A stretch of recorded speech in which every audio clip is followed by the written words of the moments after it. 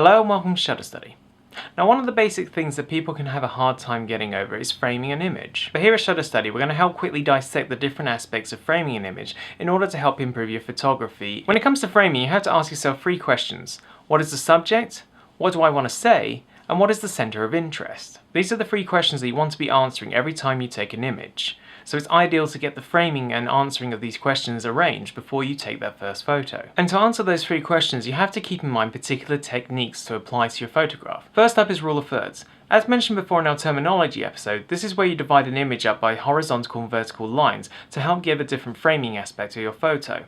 This is ideal when composing an image, especially if you don't want to necessarily center the image based around your main subject. Another technique is to balance out the image. Ideally, the first thing to look for is symmetry in a photo in order to get the best results. But if you have an image where your subject is furthermore to the left side, then it's ideal to balance out with the effects of the background on the right side in order to make it much more balanced and so it's not too heavy on one side. This particular technique enables you to tell a better story, but also doesn't drag your eyes to one side of a picture. Another thing to keep in mind is frame within a frame. This could be used doing a traditional method such as a door as a windowsill, or it could be an artificial or natural one such as a forest canopy, or even just a natural archway as well. Using a frame within a frame is ideal to keep a sense of balance, but also to emphasize the subject that's within the frame. It effectively creates a border around your subject, and that's where you want to place the emphasis of your story on that particular person within that border. Another thing to keep in mind is perspective. Now, perspective may not necessarily be as linear as some may think. It's quite flexible when it comes to photography. Perspective is effectively where you're controlling your depth in order to create something much more visually stimulating. A key example of this is tourists taking pictures against the Leaning Tower of Pisa. But whether it's just down to the arrangement of your subjects or objects in a photograph, to even just using the standard linear line setup using blocks and effects, perspective is quite flexible and many photographers have used this to their greatest advantage. But while you have these techniques to keep in mind, there are also certain things to avoid as well. And one of these in particular is backlighting.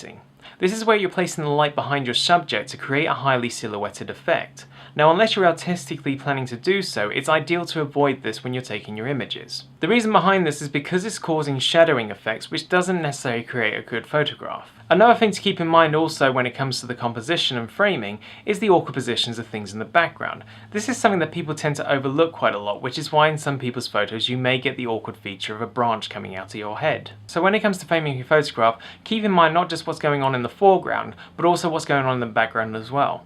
This will help improve your photography greatly. In the next episode of Shutter Study, we're going to be taking a closer look at something that can be done when framing has not reached its full potential, and that is cropping. If you have any further questions regarding framing, feel free to post in the comments below, ask on our Facebook, Twitter or Tumblr.